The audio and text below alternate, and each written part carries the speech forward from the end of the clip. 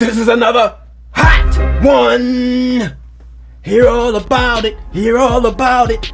Hot one. Scarlett Johansson's a hot one. Natasha Romanoff's a hot one. Black Widow movie is a hot one. Yeah, back at you. Back at you. Hot one news. At the fans' request, we're back. Hot one news. Y'all loving it, y'all feeling it, y'all liking it. So we're bringing you more of it. Yeah. This from now on, it's gonna be called Hot One News, baby. Hot One News. Just for you. UCU fans, UCU members, UCU Ninja. Yeah. Let's do this. More after this. UnitedComicsUniverse. A universe for fans. From pages to pictures. We are comics. Hot one news, baby. Yeah, we coming at you. This one is coming at you from Marvel.com. That's Marvel.com, baby. Y'all know what that is. Y'all know what's up with that. Scarlett Johansson's Natasha Romanoff journey from Iron Man 2 to Black Widow. Experience Johansson's solo Marvel Studio film Black Widow on July the 9th. Yes, indeed. We've been waiting for it. They say it's going to be worth the wait, and you know what? I'm starting to believe them. Yeah, this article, Marvel.com by Christine Den. Apologies if I ain't pronouncing your name right. That's a new one on me, Christine Den. All right now, let's get into this. Academy Award nominated actress Scarlett Johansson first made her Marvel Cinematic Universe debut in 2010 with Marvel Studios' Iron Man 2. And over 10 years later, in 2021, audiences will discover her character Natasha Romanoff's story outside of the Avengers with the release of Black Widow in theaters and on Disney Plus with premiere access on July the 9th. Not much is known about Natasha Romanoff, but as an elite super spy, she prefers it that way. What we do know now is that she's done running from her past and that the Avengers weren't her first family. What? In Black Widow, Natasha Romanoff confronts the darker parts of her ledger when a dangerous conspiracy with ties to her past arises. Persuaded by a force that will stop at nothing to bring her down, Natasha must deal with her history as a spy and the broken relationships left in her wake long before she became an Avenger. Black Widow immediately picks up after the events of Marvel Studios' Captain America Civil War. Great one right there. That's one of my favorites. A lot of people on UCU like that.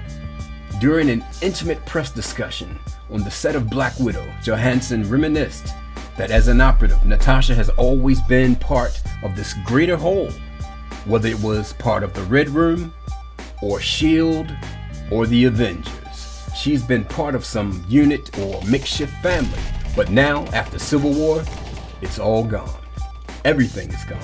And for the first time ever, really, just on her own, this predicament presented challenges that intrigued Johansson. She doesn't have to return to anything, remarked Johansson, which is a pretty terrifying place to be when you've been attached to something for so long. Johansson continues to say, when you find her at the beginning of the film, she's just broken, shared Johansson. And by the end of the film, the goals is to put her back together, but different from before. While the elite super spy known as Black Widow, now on the run as a fugitive, has always been self-sufficient with connections everywhere, she's finally presented an opportunity to just walk it all back. But can she? I bet she can. I bet you can. I bet you can. Black Widow. Yeah, because she's a hot one. She's a hot one. Yeah, that's what I'm talking about. Black Widow can do it, no doubt.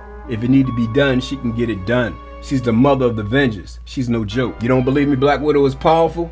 You don't believe me she's the mother of the Avengers? You need to rewatch every film that she's ever been in as Black Widow, and you'll see what I'm talking about. One that comes to mind just to point out.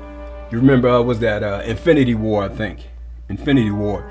You remember when they was in Wakanda and they had Vision in there. Vision was attacked and they trying to get Vision set up so he can get fixed up in preparation for dealing with Thanos, you know, so they can take that gem out of his head. You remember while they was talking, she interrupted everybody? What'd she say? Vision, get your ass on the table. What happened? Nobody said nothing, but Vision went and got his ass on that table, didn't he? That's because they got mad respect for her, and she deserved it. But moving right along, it was important to Johansson that the solo Black Widow film was not an origin film. In her discussions with producer Kevin Feige and executive producer Brad Winderbaum, they felt this timeline was the best point in Natasha's story to tell. In their discussions, they realized what they wanted to explore was the relationship between Johansson's Natasha Romanoff and Florence Pugh's Yelena. Oh yeah, I want to know more about that. Yelena seemed dope. Johansson had no interest in the story of two women competing against one another, trying to take each other down, dethroning one another. I don't either. In Black Widow, we witness the love shared in the space of sisterhood. That's what I like to see. Sisterhood, baby. Johansson reflected on what it was like to grow these past 10 years and seemed the character most intrinsically linked to her growth, as well as Natasha was brought to the front line in Marvel Studios films, and why it was worth the wait to tell her solo story now. This movie would have been so different if we made it 10 years ago, commented Johansson. I'm very thankful it's happening now. I don't know, but it might just be me, but I think actually out of, some of the characters that we get introduced to that we never heard before, I've noticed that it's usually a distinct advantage when we've already seen this character for a while, then we go back and show their origin, is because you've already created and developed an understanding and emotional attachment to this character. So there's no point that you get into this character. You're already into this character. So the whole entire time on film, you'll be captivated because your heart has already been activated, because you got a personal interest, a past interest and experience with this character. So to me, Black Widow has the potential to be one of the hottest MCU films there is. So if it's all done right, it's sure looking pretty good. I think it's going to be extremely impressive. But as always, time is the teller of all stories. And I can't wait to see what time has to say this time. Johansson went on to say, the changes are partly due to her turning 35 and being a mother. Oh yeah. And now her life informs the roles and stories she wants to pursue. Johansson says, I have a much more evolved understanding of myself as a woman, and I'm in a different place in my life, stated Johansson. It is incredible to be part of that shift, said Johansson. Congratulations, Scarlett Johansson. Motherhood, that's the most powerful thing on this planet. And everybody know that. Don't doubt it, don't question it. Ain't nothing more powerful than motherhood, buddy. Nothing more, because without it, nothing exists. And that's what you heard from me, Jonas Show, baby. I keep it real. One of my martial masters once said, women are like life. Women are like water. Water, no life. No women, no life. So that kind of to me relates to motherhood. So basically, if there is no motherhood, there is no life. You need motherhood for everything to continuously, procreate and continue on. The end of motherhood is the end of everything. How you feel about that? Let me know down below. But that's what's in my mind. But moving right along, Johansson highlighted what she sees as two of Natasha Romanoff's strengths: compassion and vulnerability. And not to mention bravery and total badassery and genius. But I'm just adding that in there. Natasha has a lot of compassion, exclaimed Johansson, before noting that would not have been a trait she necessarily would have called out in her character during Iron Man 2 or Marvel's The Avengers. However, that compassion is what drives a lot of Natasha's decision making. That part really touches me, shared Johansson. Her power, her strength was actually her vulnerability, stated Johansson, which resulted in Natasha's altruistic sacrifice in Avengers Endgame in the name of love for her friend Clint Barton, Hawkeye, and also the world.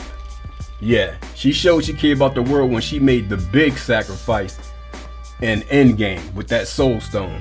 She sacrificed herself to save the cosmos. You can't tell me they ain't one of the most epic things you've ever seen in a film. And definitely in the MCU. Only bounced by Iron Man, aka Tony Stank, for the fans who know what I'm talking about. Continuing on, Johansson delighted in exploring this evolution and aspect of Natasha with each director she works with, sharing how the experience has been with director Kate Shortland has been liberating, because Shortland has no issue diving into the ugliness or what's perceived to be ugliness, the embarrassing or uncomfortable. I hope you see Natasha in her real true strength more than ever before, Johansson concluded as she exited the interview. Watch Scarlett Johansson reprise her role as Natasha Romanoff, aka Black Widow, in Marvel Studios. I'm gonna correct that. That's Natasha Romanoff, aka the Black Widow, because she's the one. There are many, but she is the one, the Black Widow. In Marvel Studios' Black Widow, experience it in the theaters or on Disney Plus with premiere access on July the 9th. And yeah, I can't wait to see that. How'd you like that, UCU fans? Are you a Black Widow fan like me? I'm sure that a lot of you are. It's been quite a while. So finally we're going to get to see the film in July. They can't back out of it now because they're hitting it too hard. So they basically are intending to actually give it to us at this point. They pretty much have to, because they're hitting it hard. They can't turn back on this one. But it's to me, it's looking like it's going to be worth the wait. Let me know what you think. Comment down below. What do you expect to see here? I expect to see a few things. I'm definitely loving to know more about Black Widow, her origin in a way, where she come from, and the introduction of Yelena Belova.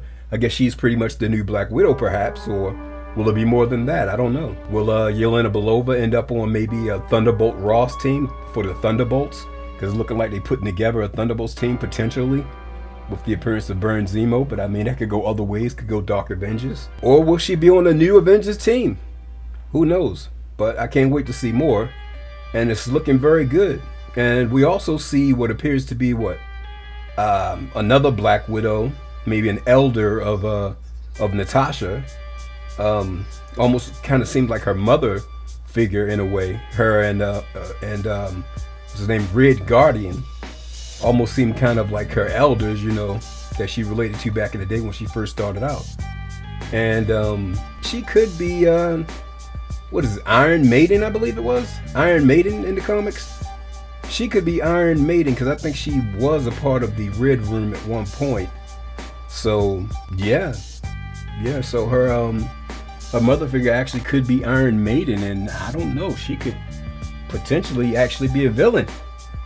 We don't know. I hope not, but hey, Natasha will do what she always do, adapt and do what she gotta do. But this has been another Hot One News for you. UCU fans requested. You like the Hot One News, so I'm gonna give you what you want, because that's what we're here to do. All right. This is Jonas Show, your dog out there sniffing, looking for what's good. I sort out what's good and get rid of what's not so you don't have to, and present it to you in a way that you can enjoy. Thanks for coming out, and please do not forget to hit that like button. More importantly, that subscribe button, and hit that notifications bell. And if you already did, check it again, because it might get untoggled. That has been happening to people. It even happened to me. I'm like, well, who gonna take off notifications on my own channel? You know what I'm saying? That's kind of weird. Yeah, I don't know what happened with that, but you know. But until I catch you again, we are comics.